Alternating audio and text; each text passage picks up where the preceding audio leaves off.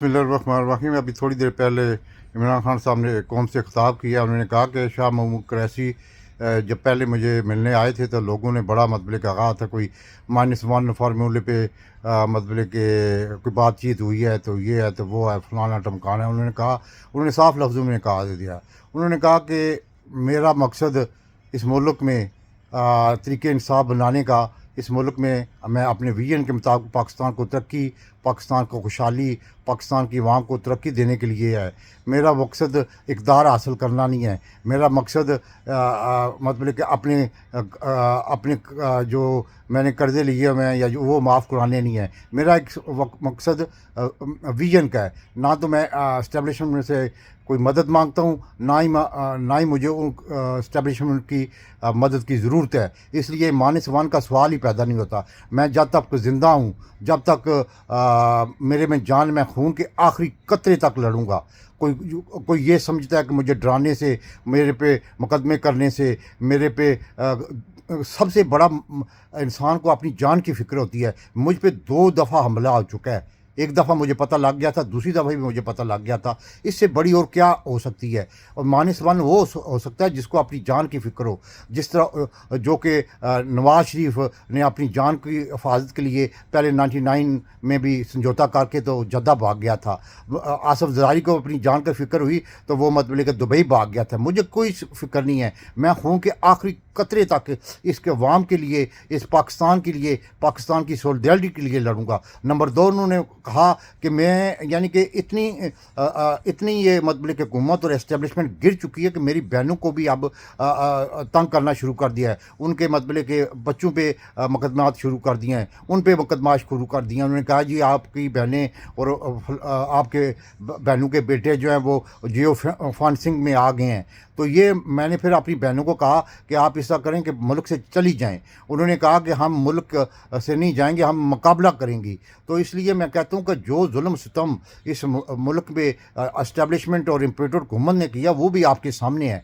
और मैं तो खून के आखिरी तक लड़ने के लिए तैयार हूँ। मुझे तो कोई फिक्र नहीं है -1 हो या ना हो।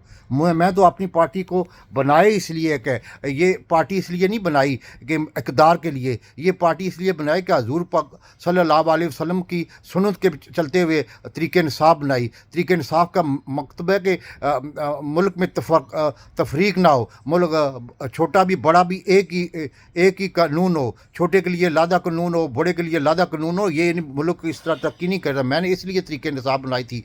आप देख सकते हैं, इसीलिए तो मैंने ये तरीक़े इंसाफ़ बनाई थी कि जो मुल्क गरीबों के लिए जो हाल होता है, जो उनको ज़िला कचहरी में प्रॉब्लमें होती हैं, जो थाने में प्रॉब्लमें होती है, जो उनको इंसाफ नहीं मिलता, जो उनको मतलब कि अपने हकूक़ नहीं मिलते, इंसानी हकूक़ की फलवर्दियाँ उनके साथ होती हैं। मैंने तो ये इसलिए तरीक़े इंसाफ़ बनाई थी। मैंने इसलिए नहीं बनाई थी कि मैं -1 होके तो इक़्तिदार के मज़े दोबारा लूटता रहूँ और अपनी पार्टी को फ़ायदा पहुँचाने रहूँ। नेवर। मैं तो खून के आखिरी कतरे तक लड़ने के लिए तैयार हूँ। जो इस जुल्म में तफरीक हो रही है, बड़े के लिए अलहदा कानून है, छोटे के लिए अलहदा कानून है, और बड़े के लिए मतलब कि अलहदा सहूलतें हैं, छोटे के लिए अलहदा सहूलतें हैं। मैं तो देख रहा हूँ। मैंने तो तरीक़े इंसाफ़ इसलिए बनाई थी। मैंने इसलिए नहीं बनाई थी कि मैं अपने इक़्तिदार के लिए -1 होके फिर मैं अपने इक़्तिदार के लिए आई हूँ। नेवर। मैं ऐसा नहीं करूँगा, तो ना ही मैं ऐसा कर सकता हूँ। और दूसरी बात, उन्होंने कहा कि जो तरीक़े इंसाफ़ बनाई थी मैंने ये मॉडल लेके बनाई थी कि मुल्क में कानून के मुताबिक हर चीज़ चलेगी। कानून के मुताबिक बड़ा छोटा कानून के नज़र में बराबर होगा। मैंने इसलिए तरीक़े इंसाफ़ बनाई थी। मैंने इसलिए नहीं बनाई थी कि मैं मतलब के -1 होके या मतलब के अपने आप को मतलब के सहूलतें पहुँचाने के लिए और कर्ज़े लेने के लिए, कर्ज़े माफ़ कराने के लिए और मतलब अपनी फैक्ट्रियाँ बनाने के लिए, अपने मतलब कारोबार को वसअत देने के लिए नो मैं इसलिए नहीं आया था। तरीक़े इंसाफ़ इसलिए नहीं बनाई थी। मैंने अपनी 24-26 साल से जो मेहनत कर रहा हूँ वो इसलिए नहीं थी।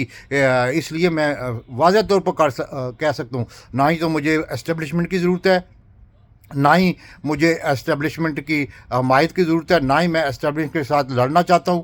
میں اس ملک کی ترقی کے لیے لڑنا چاہتا ہوں، اس ملک کی سالڈریٹی کے لیے لڑنا چاہتا ہوں۔ انہوں نے پھر تیسری بات یہ کی کہ جو نئی پارٹیاں بن رہی ہیں، اگر ان پارٹیوں کو میرے بندوں کو اور ضرورت ہے تو میں وہ بندے دینے کے لیے بھی تیار ہوں، اور میں نے جو بندے بھیجے ہیں وہ بھی آپ کے سامنے ہیں، اور اس پارٹی کی ویلیو جو ہے وہ بھی آپ کے سامنے ہے۔ اور چوتھی بات ان کا جو بجٹ پیش کیا گیا ہے، یہ بجٹ خسارے کا بجٹ ہے، یعنی کہ 7,000 آپ نے قرضہ دینا ہے، 5,000 آپ کی آمدنی ہے، تو آپ کیا کریں گے؟ تو اس لیے میں نے میرے 4.5 سال دور میں 18,000 ارب قرضہ لیا تھا۔ اس حکومت نے ایک ہی سال میں 15,000 ارب روپیہ ملک پہ چڑھا دیا ہے، 15,000 ارب روپیہ۔